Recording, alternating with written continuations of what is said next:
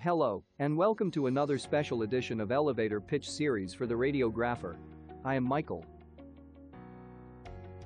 Last week, the International Society of Radiographers and Radiological Technologists had a special World Radiography Day Facebook session. It was on the subject of artificial intelligence in radiography. I learned a lot, and I thought to work on a review of the event, in case you missed it or would want some highlights. The following video is therefore based on the things I learned at the ISRRT Facebook seminar on artificial intelligence. The session was titled International Perspectives of Artificial Intelligence in Radiography Practice. It was hosted by the Vice President, Asia and Australasia of ISRRT, Dr. Napapong Pongnapang. It featured three amazing speakers from around the world, namely, Associate Lecturer Ryan van de Venter, Professor Naoki Kadama, and Dr. Christina Malama Tenu. Also in attendance were special guests, ISRRT President, Donna Newman, ISRRT Director of Education, Dr. Uthapan Vikayanan, and ISRRT Vice President for Europe and Africa, Hakan Hemley, who introduced the ISRRT and EFRS Joint Position Statement on Artificial Intelligence. The first speaker was Associate Lecturer, Ryan van de Venter, who gave the South African perspective on artificial intelligence in radiography. On giving an overview of what artificial intelligence is doing in the practice, he made some very interesting statements, which I paraphrase by saying, artificial intelligence is a new member of the healthcare team, which will help to provide information that was not readily available or only available through a great deal of effort. As for the status of artificial intelligence in South Africa's radiography practice, while there are no approved policies on AI currently in place, the Society of Radiographers of South Africa is currently developing a position statement on the topic. At the moment, awareness on artificial intelligence in South Africa is being made through continuous professional development activities, such as conferences and symposiums. And the academic environment is not left out, with university students being sensitized on what artificial intelligence in the field of radiography entails. On the topic of how artificial intelligence will affect radiography, he made several key points. I will share 5 of those with you. The first is improved justification and dose optimization, in which algorithms will help to provide dose protocols that provide the least amount of dose without losing the diagnostic quality of the image. He also envisions improved techniques of carrying out certain procedures. He also believes that artificial intelligence will help to bring teams closer. And this way, a true multidisciplinary approach to caring for the patient can be achieved. Also, because artificial intelligence will allow the radiographer to spend less time on certain equipment-related tasks, the radiographer will have more time to spend on the patient.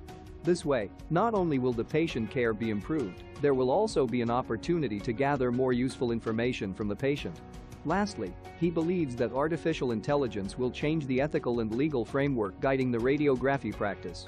New questions such as how to ensure data security and privacy will be asked of radiography departments. To further illustrate how these changes would happen, he further described how 2 arms of the profession would be transformed. As for the educational or academic part of radiography, he believes radiographers and radiography students will begin to receive training in subjects that will help improve their understanding of artificial intelligence and how to take advantage of it as radiographers. These subjects include computer science fundamentals, statistics, how algorithms are developed, and how they operate, uses of artificial intelligence, machine learning and deep learning in medical imaging, big data mining, data security, interpersonal skills such as emotional intelligence, creative thinking, and innovation. And there will be new training on new legislative and ethical norms.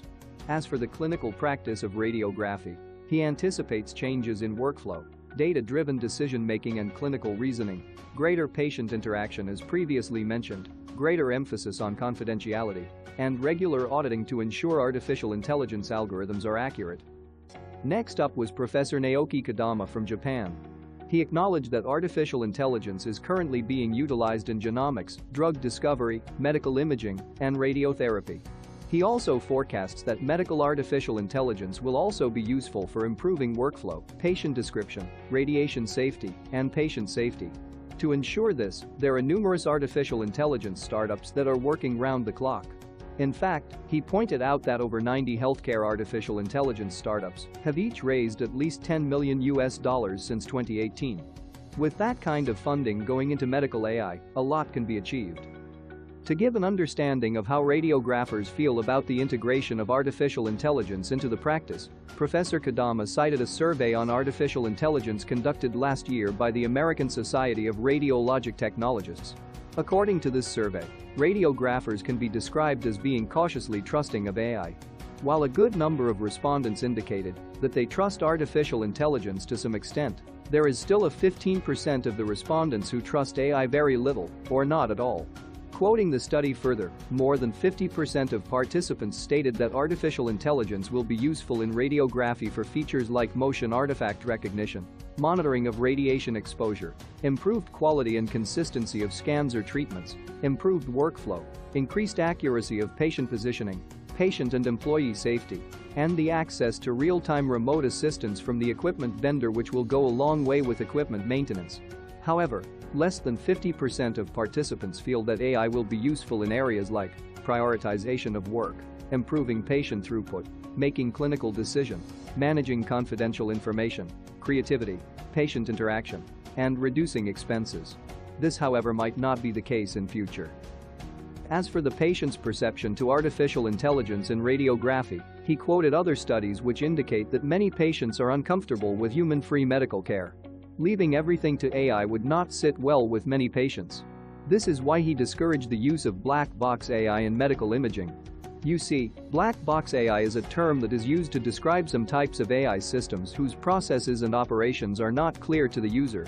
These algorithms take input data and processes it into output data in a manner that cannot be explained by the operator. According to Professor Kadama, medical artificial intelligence, arguably above other fields, needs to be explainable to patients. By embracing data transparency, the patient's confidence in artificial intelligence is increased. Another key area I would like to highlight from Professor Kadama's lecture is the topic of how radiographers feel artificial intelligence will affect staffing levels. Now, these are growing concerns in the field. 24% of respondents in a study believe that AI would reduce the role they play in their place of work. A little over 31% believe that AI would reduce the role of the radiography profession in general. And 38% believe that staffing levels and employment rates across the profession would be reduced by the integration of artificial intelligence. However, there is still a 46% that believe staffing levels would not be affected by the advent of artificial intelligence. And then, Dr. Christina Malama-Tenu gave the European perspective. She started off by acknowledging that radiography is quite a technology-enabled profession. Another interesting point of view she raised is that contrary to common fears, artificial intelligence will not replace radiographers. Rather, it would augment many roles and introduce new roles into the profession. She also shared the reason behind increasing demands of artificial intelligence in healthcare and other fields. You see, there has been quite an explosion of data. We generate and transmit data in virtually all our online activities when we upload a photograph, send an email, or even carry out our banking transactions.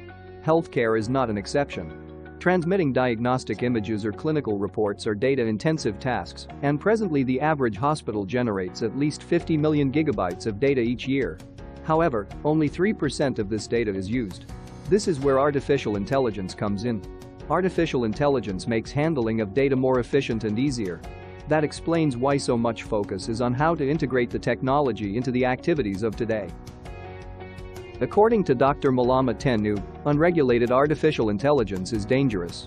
While AI is great at handling data, catastrophic things could happen if this data gets into the wrong hands or is used for the wrong purposes.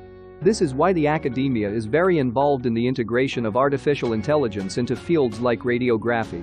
For example, a joint European and North American statement has been released on the ethics of artificial intelligence in radiology. Also helping to regulate artificial intelligence use in healthcare are the CONSART and SPIRIT guidelines.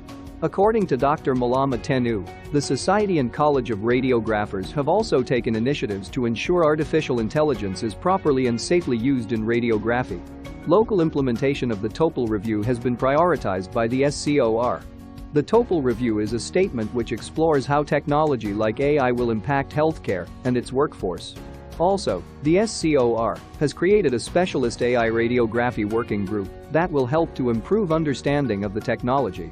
The body has also published a national policy document on the subject, contributed to educational publications and events, and collaborated with other bodies like the NHS to align interests and policies. The last area of her lecture that I would like to highlight is the area of what radiography needs to explore for AI to be efficiently integrated into the practice. Questions need to be asked on feasible clinical applications of AI, legal and ethical norms, standards by which AI is validated, the impact AI will have on workflow, and how to ensure patient-centered care, emotional intelligence, and innovation. Initiatives taken to address these needs at the European level include informal and formal training on AI at many universities across Europe. Also, the very first artificial intelligence postgraduate course for radiographers has commenced at the City University of London. There is also extensive research on AI at the undergraduate, master's, and PhD levels of radiography. This really helps to bring a radiography perspective into talk of AI. Also, awareness is being raised through numerous events and discussions. My personal takeaway from the ISRRT lecture is that artificial intelligence has the potential to be very beneficial to the patient.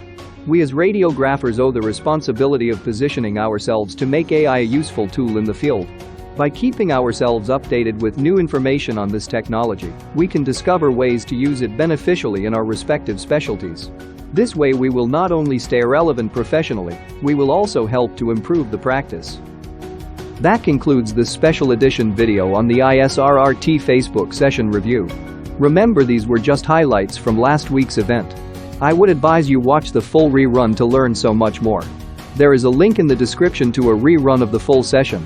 Until next time, do take care and stay safe.